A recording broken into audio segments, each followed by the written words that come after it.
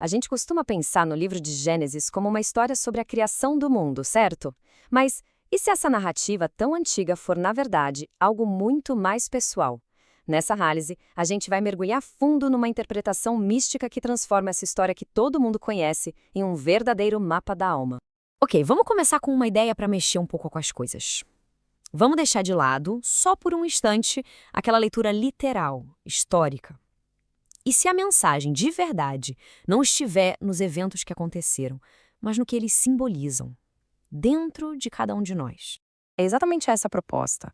A ideia de que Gênesis não é bem um registro do que aconteceu lá atrás, mas sim um guia, um mapa todo codificado, quase um manual de instruções para entender a estrutura e o propósito da nossa própria consciência. E para a gente conseguir entender isso, o caminho é olhar para tradições como a Cabala. Nela, o Gênesis é lido como um texto cheio de símbolos sobre a nossa realidade interior. É uma jornada para dentro, sabe? Não uma viagem para trás no tempo. E tudo, absolutamente tudo, começa na primeira palavra, Bereshit. Nessa interpretação, ela não significa um ponto no tempo, tipo, era uma vez, não. Ela descreve uma condição fundamental. A criação inteira surge da briga, da interação entre duas forças opostas. Uma força que doa, simbolizada pelos céus, e outra que recebe, a terra. Essa dualidade é literalmente a base de tudo que existe. Tá, mas vamos em frente para ver como isso se constrói. Se a criação é toda sobre essas duas forças, como é que a alma se encaixa nesse projeto original? Onde é que a gente entra nessa história?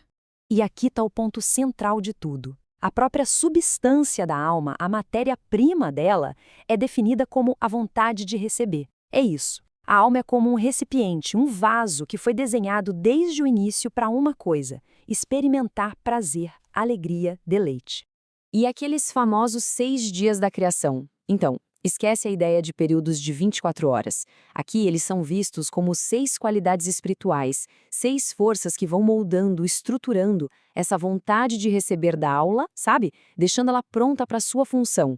E isso tudo leva a gente até Adão. Mas olha, nessa visão, Adão não é uma pessoa, um personagem histórico. Adão é o nome que se dá para a estrutura da alma quando ela atinge a perfeição, o estado corrigido. O nome vem da ideia de se assemelhar ao Criador, ou seja, de transformar aquela vontade de receber em uma vontade de doar. É o equilíbrio perfeito. Peraí, mas se Adão é essa perfeição toda, por que a história da queda, do pecado, é tão importante? A resposta, nessa interpretação, é surpreendente. O tal do pecado não foi um acidente, um erro. Foi um evento totalmente necessário e planejado. Para a gente sacar isso, a fonte usa uma analogia muito boa. Pensa assim, lá no Jardim do Éden, a alma estava num estado de conexão total com o Criador, um estado chamado Dvekut. Era como um embrião. Ele existe, está vivo, mas é totalmente dependente. Não tem individualidade nenhuma, nem livre-arbítrio. E olha que interessante, a própria etimologia das palavras dá uma pista. A palavra em hebraico para criatura, nivrá, vem da raiz que significa fora. Ou seja, para a alma se tornar uma criatura de verdade, independente, ela precisava ser colocada para fora do seu Criador. E aqui a gente chega no ponto chave. O pecado foi exatamente esse ato de separação. Foi o evento que criou a distância necessária para que pudesse surgir a autoconsciência, a independência e, o mais importante de tudo, o livre-arbítrio. Pensa bem, sem essa separação não haveria escolha de verdade. E como é que essa separação aparece dentro da gente? Bom, a história de Caim e Abel é a resposta. Eles não são só irmãos numa história antiga. Eles são símbolos das duas forças opostas que existem dentro de nós. Abel é a vontade de doar, a força que sobe. Caim é a vontade de receber só para si mesmo, a força que puxa para baixo. Aquele assassinato simbólico é o momento em que o nosso egoísmo domina a nossa natureza mais altruísta. E a consequência desse ato simbólico foi catastrófica. A alma original, que era uma só, se quebrou. Se despedaçou em bilhões de fragmentos que somos nós, as almas individuais da humanidade. E cada um desses pedacinhos foi envolvido numa casca de egoísmo chamada clipá. E talvez seja por isso, que lá no fundo todo mundo sente uma solidão, uma busca por se conectar, como se a gente fosse parte de algo muito maior que se perdeu. Bom, se o problema foi a fratura, A solução, claro, tem que ser a reunificação. Essa próxima parte da nossa análise foca justamente nisso, no processo de correção espiritual, na jornada de volta para a unidade. Isso muda completamente o jeito da gente olhar para a nossa existência. Nosso estado atual de separação, de egoísmo, não é um castigo, é o nosso campo de treinamento. É justamente porque a gente está separado que temos a chance de, por escolha própria, trabalhar para se reconectar. E esse processo todo de reparo tem um nome, Tikkun Olam. É o trabalho de usar a nossa independência, que a gente ganhou lá na queda, para reverter a causa de tudo, escolhendo doar em vez de só receber, e assim reconstruir aquela unidade original. Eu sei, tudo isso pode soar bem místico, bem abstrato. Mas essa estrutura toda não é só teoria, não. Ela se torna um mapa muito prático em tradições esotéricas como a maçonaria, principalmente na sua corrente que estuda a Cabala.